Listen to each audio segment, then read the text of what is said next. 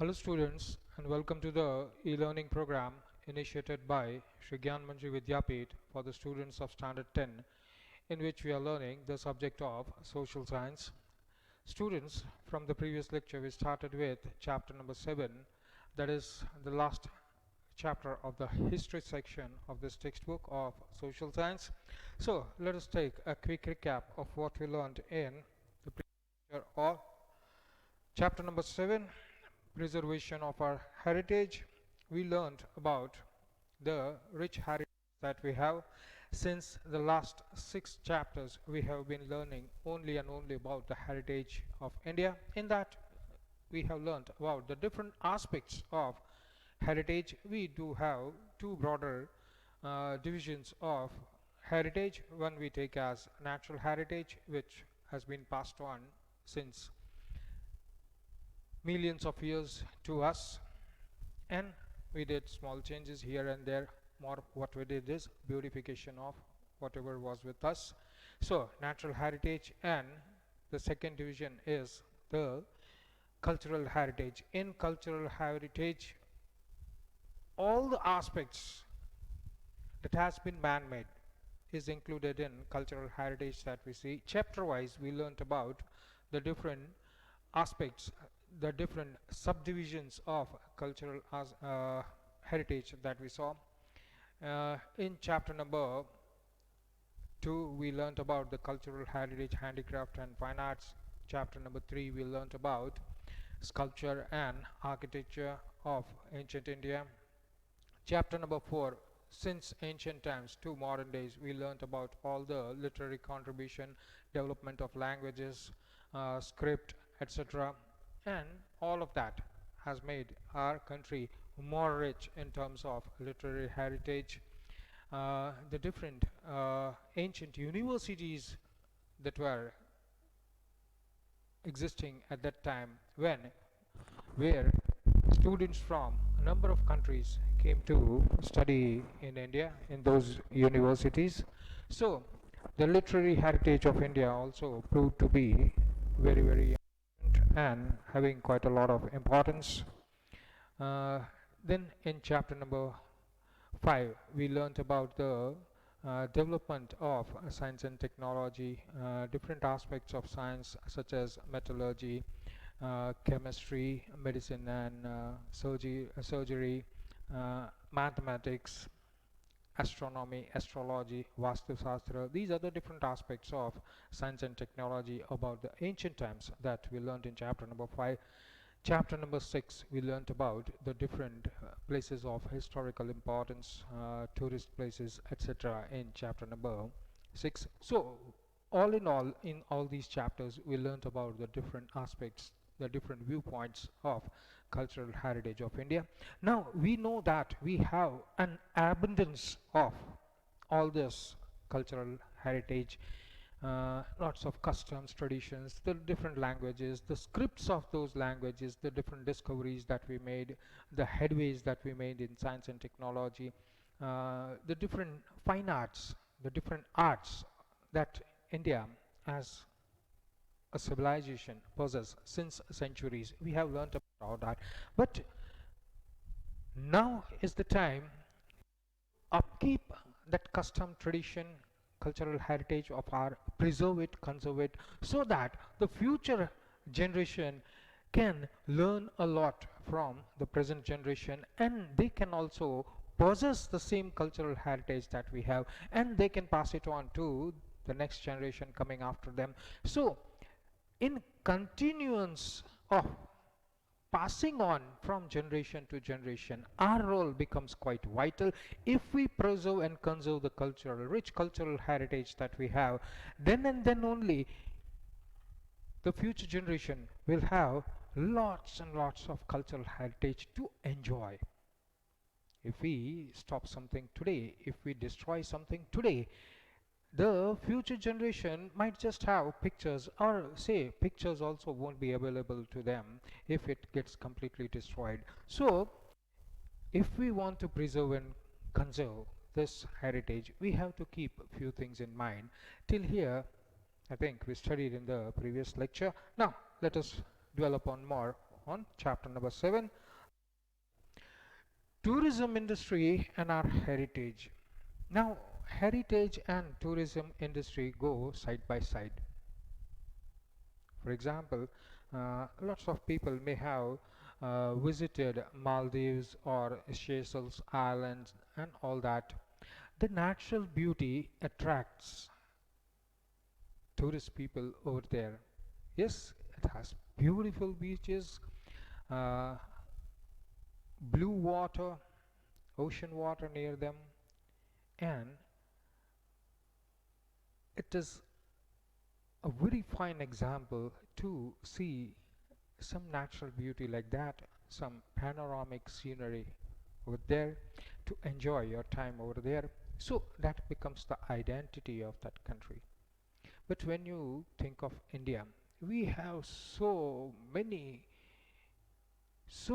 things in cultural heritage that if one tries to spend time in India entire life, then also it would be less to understand India. We are fortunate to have been born in India, so by birth we have lots of knowledge of India, being a proud citizen of India. Time to time we are updated. Time to time we visit lots of places during our spare time, vacation time.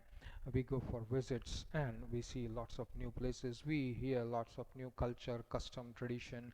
We try to learn new languages. As you will grow up, you will finish your graduation, try to settle somewhere else in India. You'll get to know lots of things of India. Now, because India is having such a lot of cultural heritage, natural heritage. That is why lots and lots of citizens all over the world, they are attracted towards this attractions and they come to visit India. When they come to visit India, that is where tourism happens. When people of one place in the same country try to visit another place, opportunities of tourism expands because people have to travel. So whoever is in the occupation of transportation of people, they will automatically get more people for transporting from one place to another, more arrangement for the transportation to done, more comfort to be given to them, more exclusivity to given to them. So more and more people are going to get employment in this section of or sector of transportation. Same way, communication, lots of areas of communication opens up.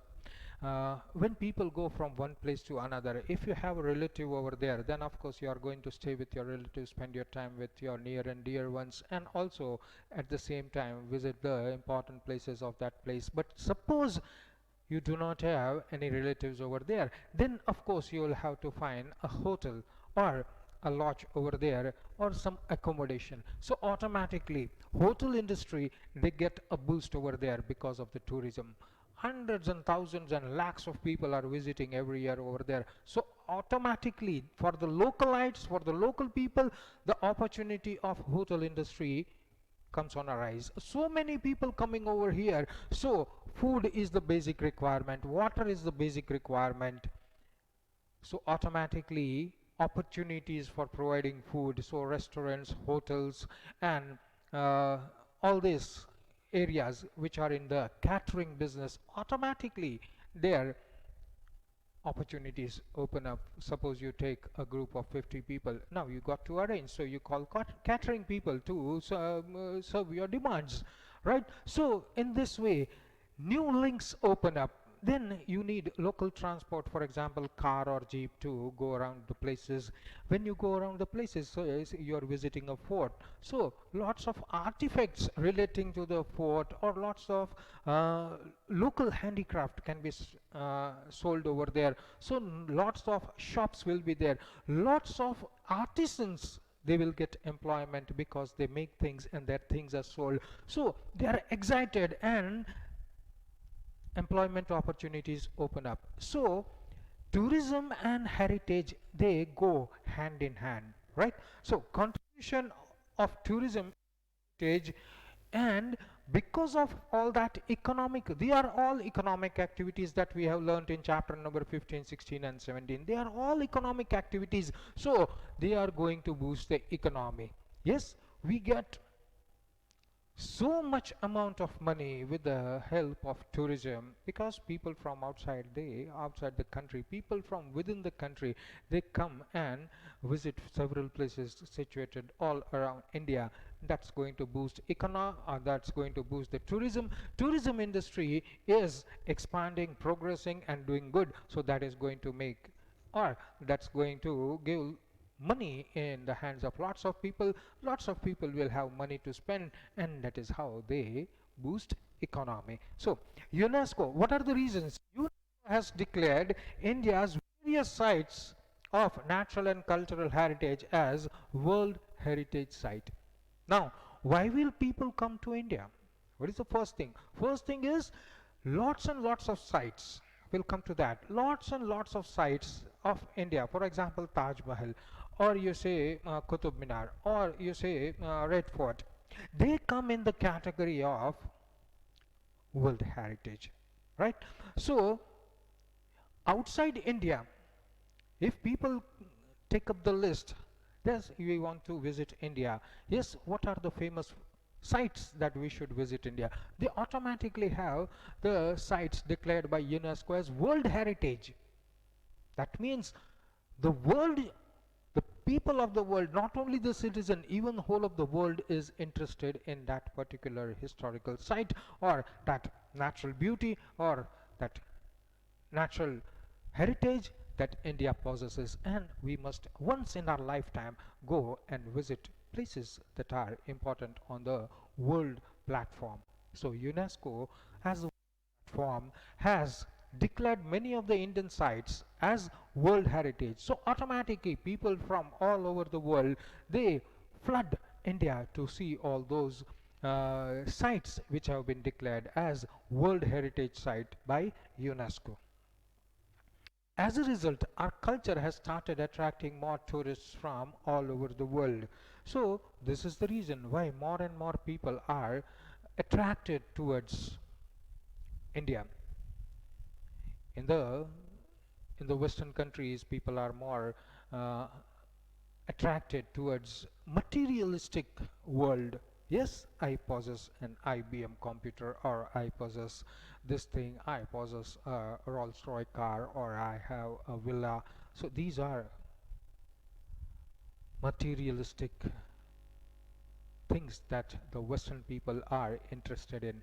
But then at a point in time they get a fed up of this materialistic world and they want to enter spiritual world. They come to India, right? Because they have realized that India has lots of deep knowledge on the spirituality, and they come to India to seek spiritual peace. Yes, inner peace, inside peace. Yes, the conscious, they want to feel those things. They come to India because as a part of India's rich cultural heritage, we have that spirituality with lots of temples, yoga, all these things, they attract the foreigners. Many people visit India to explore and research our heritage. Yes, you go to US, it is hardly a 300-year history, whereas ours is 5,000 years old history, right? Now it has been uh, discovered that India's Indus Valley civilization may not be 5,000 years old. It may still be more older, up to six and a half thousand years, right? So many countries in the world, they did not even have a civilization say 1,000 years back or 2,000 years back. Their history is quite limited, right? So they come to India. Many people come visit India. They want to explore India. Yes, why? India is having such a lot of importance on the world platform and boosts our travel and tourism industry because people come over here. I'm very extremely sorry for the disturbance of the mic, but we'll have to do. This boosts our economy and the tourism industry because people come to visit over here. Yes, so automatically travel industry gets boosted because they will have to rent a car, they will have to rent a bus, or they will have to rent some kind of transport to go from one place to another. And during that period they will have to have their food, so demand for food is going to go up, right? So lots of luxuries are offered at each and every place. They will have to spend money over there. So at the end it boosts tourism, boosts because of the rich cultural heritage that we have, and our economy also gets boosted because of the tourism industry. Tourism also helps in increasing incomes of states and earning fame for our heritage and country at world level. Now all these historical places of importance that uh, the foreigners or Indian tourists also they come to visit. Now they will be situated in one state or another. So when a person goes from one state to another or comes to India and visits a particular place, say Agra, then UP gets the Uttar Pradesh gets the benefit of that tourism. Whatever of the tourist, whatever money is spent by that tourist in UP or Taj, Uttar Pradesh and people of Uttar Pradesh earns money from that particular tourist. So lakhs of tourists are visiting every day and they visit several states. So all that money that is spent on tourism by the tourists, that helps boost the economy at the local level, and at the end it increases income, tourism income overall of the state and hence of the country.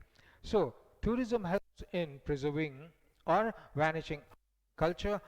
We think that some art is vanishing, but when people get interested in that art they want more and more, so new artisans will come up and they will revive the art, and the art will flourish and it will get conserved and preserved, so that because there is people's demand, the art vanished because people's demand was not there. Tourism helps in stopping that vanishing of the art, and it gets revived and it gets circulated and it gets lots of propaganda, it gets lots of fame, and thus people are interested in acquiring those artifacts or pieces of arts, and thus the art again gets revived, and so our culture also, parts of culture they get revived, they get refreshed, and more demand increase in it, and people come and buy those artifacts, buy those pieces of work that has been created by the artisans. So tourism helps preserving the vanishing art and culture. Tourism also provides employment to many people, restaurants, hawkers, etc. That we already discussed. Yes, for example, they go to Kutch. We have that Ranotsav, right? When we have Ranotsav, lots and lots of local people, they get employment because tents have to be set up, lots of help is required over there, lots of food is to be distributed over there, so lots of opportunity of income or employment gets generated over there. The most benefit of this Ranotsav goes to the local people because their art, we already learned that in chapter 3. Kutch is very famous for embroidering art. The women of the Kutch area, they have made embroidery cottage industry. They prepare at their own home, but it is sold at these fairs like the Ranotsav, where people from foreign countries also come over there. They are deeply interested and very much impressed by the local art of embroidery over there, the chakra or the beautiful embroidery work that is made over there, and they buy it. So the art does not vanish, it gets more refueling, and thus art also lives, people also survive, economy gets boosted, more people have more money in their hands. So in this way the local economy gets boosted, the state economy gets boosted, and at the end the economy of the country gets boosted, because the same thing is happening at lots of places in India. So for example, you go to Taj. Outside Taj you'll find lots and lots of small stalls where a small replica of Taj made up of marble is made, and they are sold at say from 100 rupees to 1000 rupees to 10,000 rupees, depending upon the material from which it is made.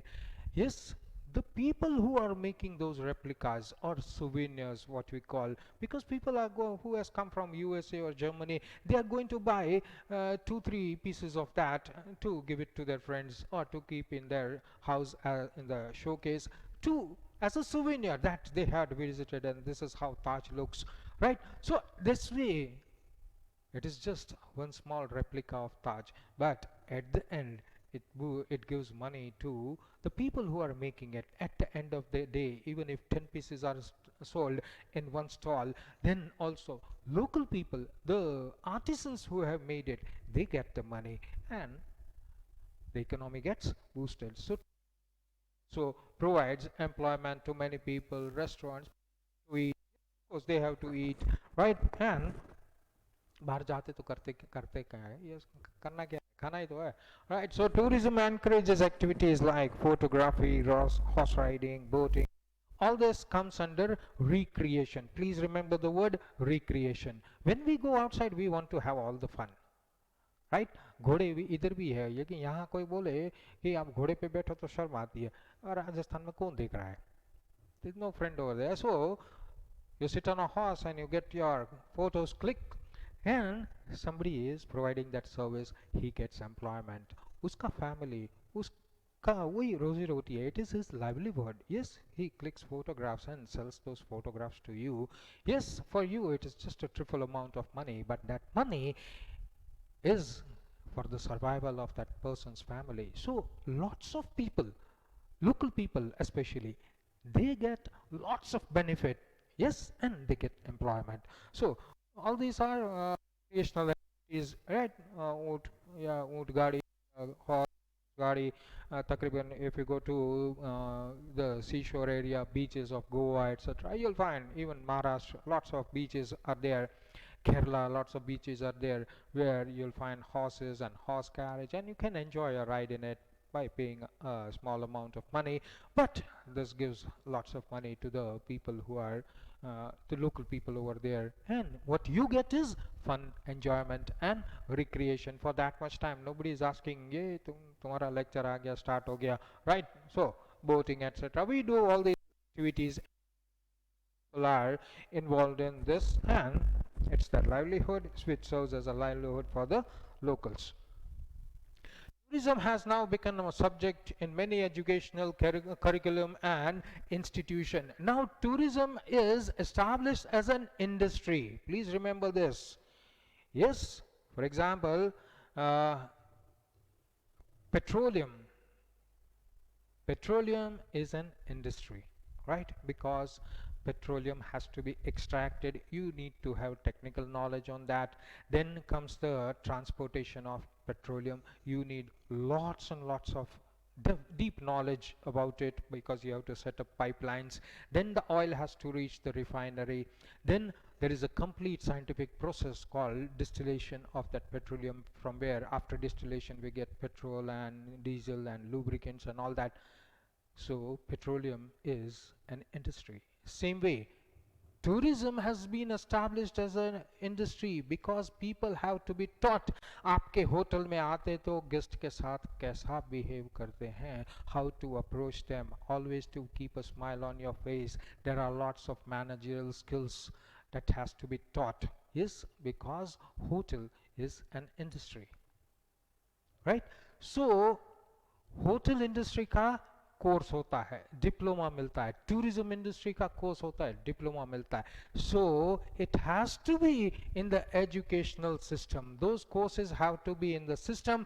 Those courses have to be imparted to the students so that students can get a degree in it, can have a certificate in it, and by showing that certificate he can get an assured job in the hotels and restaurants, and he can earn his livelihood. So tourism has now become a subject in the educational curriculum, and in there are full-fledged courses on travel and tourism. Tourism is an industry, same way travel is also an industry. So now full-fledged courses, that means not 6 months diploma course, but you have complete 1 year, 2 year course on tourism. You have 1 or 2 years course, degree course on travel, on hospitality.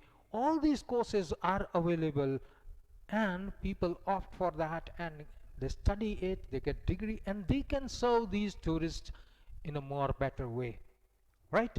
According to international standards, we have 2-star hotels, 3 stars hotel, 5-star hotels. So all of them, you get a degree, you can surely get a job over there, right? It is because a methodical approach has to be there, how to interact with the tourist, because they have come to our land, they are our guests, right? So it has to be in the curriculum. The pass outs, that means those who get the degrees, they are called the pass outs. In tourism industry, they are they are kept on service by lots of hotels, restaurants, or these travel agencies as tour managers, guides, tour operators, etc. Right? Tour managers, those who manage the tour. Yes, आपको अहमदाबाद से चेन्नई जाना है, whole of the route will be chalked out to you, all the arrangements will be made. You want to go by train, you want to go by air, till here you'll get the airport services, after that you'll have to go by car. All tour managers, right? So you got to be proficient in that. If you hold a degree, you know how to approach, where to go, then you can certainly get jobs as tour managers, as guides, or tour operators, etc. Tourism also helps industry in earning an exchange. Those people, those who come over here, right? They spend a lot of money over here. For example, person comes from UK, that is England, or a family comes from Japan, a family is coming from Germany or Canada or America. They bring dollars with them. Time to time they have to go to bank because their money in hand is over. Then they have to go to the bank and get themselves or get their dollars exchanged in rupees. So India earns lots of money in foreign exchange, because when from the Bank of US they transfer $10,000 and they take it as rupees in India, we are getting that 10,000 as dollars, right? So that increases the forex reserve that we have, foreign exchange reserve that we have. So same way, the person coming from Germany, he is going to transfer his German uh, denomination into Indian one. We are going to get the currency of Germany, and that is going to increase the funds that we have, the reserve funds that we have of the German currency by that much. So in this way, the people who visit India, they bring with them the rich foreign exchange which this country needs very, very much. Tourism blends various cultures of the world and help countries to come closer and develop positive relationship. Now, if all the year round only 50 American citizens are coming to India, then America wouldn't be that much worried, because only 50 citizens are visiting every year, right? So that comes to hardly 2 to 3 citizens per month, right? So then America would not be that much concerned. But if the figure went up to 5 lakh American visitors are coming every year to India, then US government will be certainly concerned about the citizens that are entering India as tourists, right? So it will have to keep very good relation with India if such a huge amount of citizens of America are entering India. And US people are buying lots of things from India, taking back to America. They are spending a lot of money over here in India. So of course the American government is interested in having better ties with the Indian government, because of the safety and security it has with the citizens that are entering India. So they have to have some close ties with us, so that we can have a better approach with each other, and we can come to very good solutions because we are friends. So in this way, tourism India in earning foreign exchange.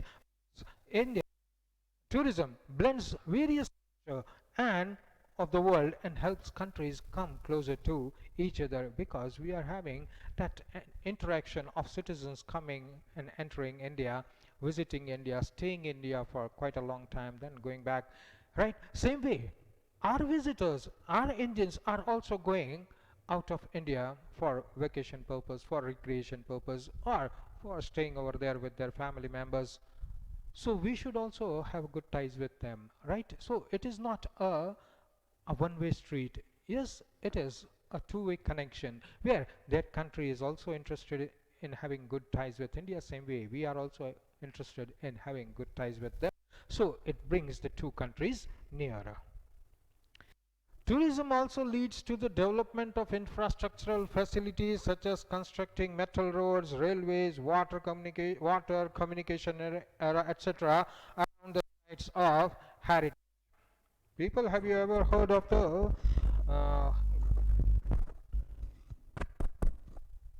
Charminara and the Golconda Fort, which are situated in Hyderabad? Yes, somebody was say some tourist heard about that, foreign tourist heard about that, or the guide showed him that you can go to Hyderabad and see the famous Hussain Sagar Lake with the statue of Buddha in the center, and you can visit the Solarjung Museum. You can visit the Golconda Fort, Charminara, which is just as much famous. You can call it Charminara is the Taj Mahal of the South India, right? So people go to see it. What happens if railway connection is very poor for Hyderabad? Roads are in quite a pathetic state like that we have now, right? With big potholes. Yes, for to cover 50 kilometers, you need 2 hours, 3 hours because of the potholes. You never shift to the top gear. You just move in first and second gear, right? And there's lots of damage to your car. Will you be interested in going to that place visiting? You got to stop the driver and say, U-turn maro, apne ghar jao, वापस जाते हैं, right? Because the road is not good. Connectivity, air connectivity is not there. Yes, air connectivity, you will be dropped some 200 kilometers away from that place. Then you will have to find transport and reach over there again, come back, right? Hotel facilities are not available over there. Tourists are not going to visit such places where they do not get all the facilities, right? So they will stop coming. What keeps on going? Because they can easily reach that place. They need whatever their needs are, they are satisfied at that place, whether they want good food, whether they want good stay, whether they want best guides. Everything is available over there. So the government of that state has to improve the infrastructural facilities like telecommunication, railways, roadways, waterways, ports.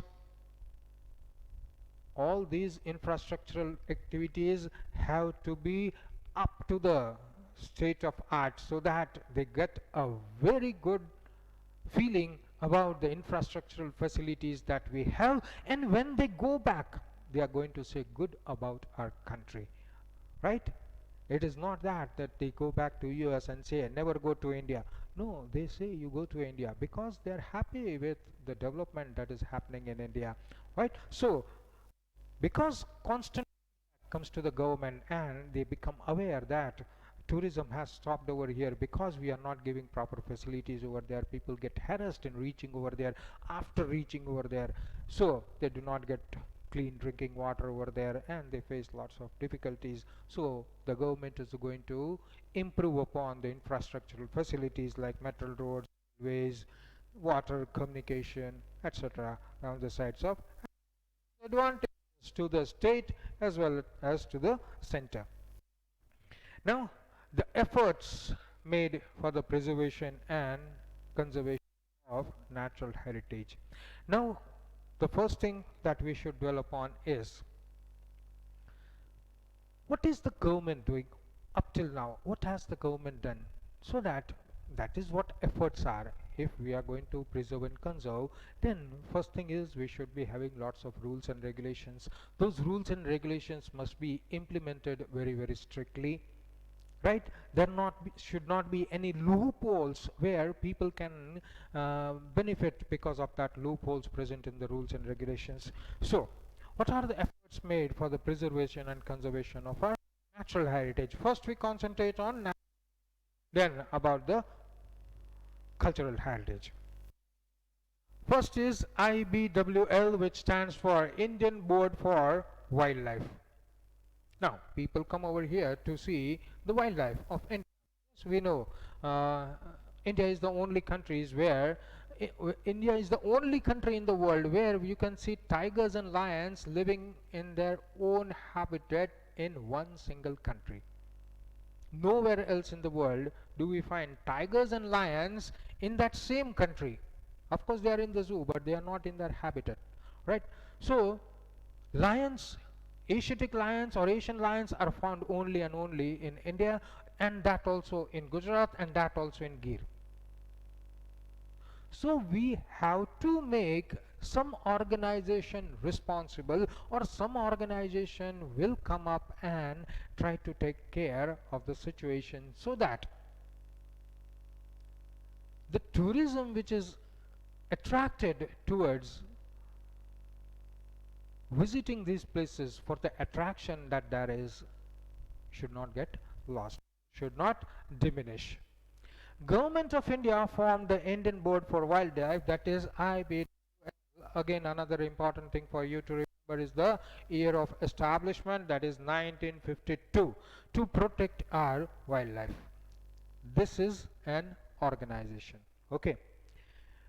The board forms various strategies and plans to preserve the wildlife. Now they have established an organization. Now it becomes the duty of that organization to come up and frame lots of rules and regulations to see that wildlife is preserved and protected in India. That is the function of IBWL, Indian Board for Wildlife.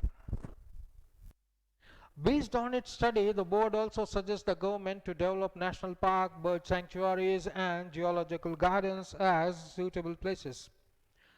The board is on constant watch out that here the particular species, they are growing in a large number, they need to be protected, or there was a large number of these particular species and now it is contracting, or the number is becoming low or going or stumbling down. So there is a requirement to protect whatever number we have and try to increase it, right?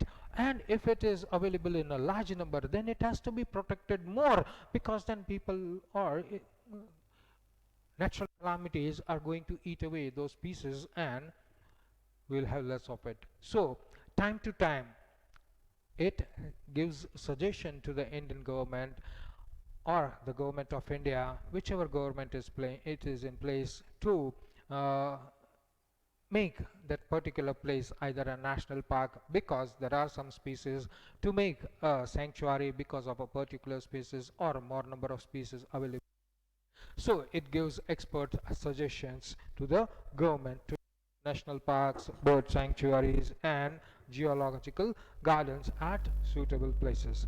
The board also undertakes activities for creating awareness for protection of wildlife. Yes? Now, there might be a question in your mind that there are lots of bird sanctuaries in India already. Why should we have one more? And how can one more be created? It's not a surprise, because India has been dealing with migratory birds coming all the way from Siberia, that is Russia, coming all the way from the top part of the northern China. They have been coming from Afghanistan and the northwestern part of Russia, as far as even Central Europe and the eastern part of Europe. Birds have been migrating from time to time till warm or mild winters like India. Now for 10-12 years the birds kept coming to one place.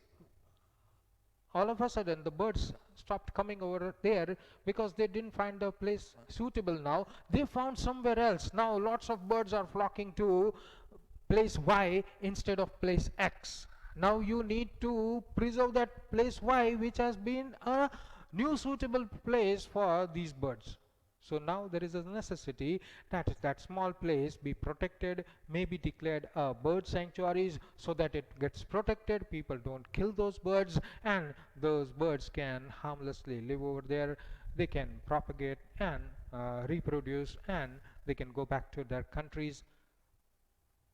Their protection is our duty. It becomes the duty of the board as well. So based on the study, the board also gives suggestion, expert advice to the government to develop lots of new national parks, bird sanctuaries, or biosphere reserves, or geological gardens, so that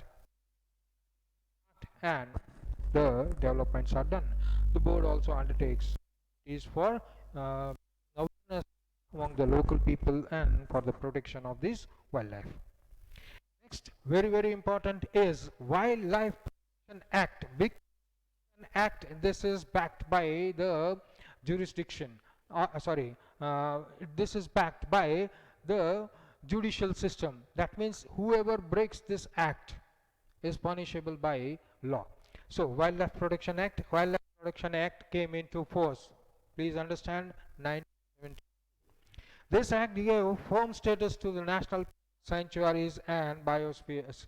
Now, firm status means now the national park.